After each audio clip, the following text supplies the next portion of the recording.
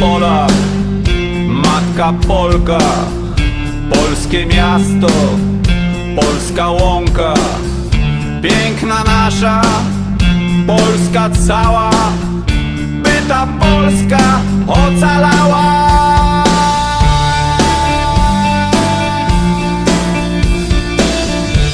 Ale jeszcze my żyjemy, wszystkim wkoło pokażemy, jak wojować, jak wygrywać sprawiedliwie i gorliwie.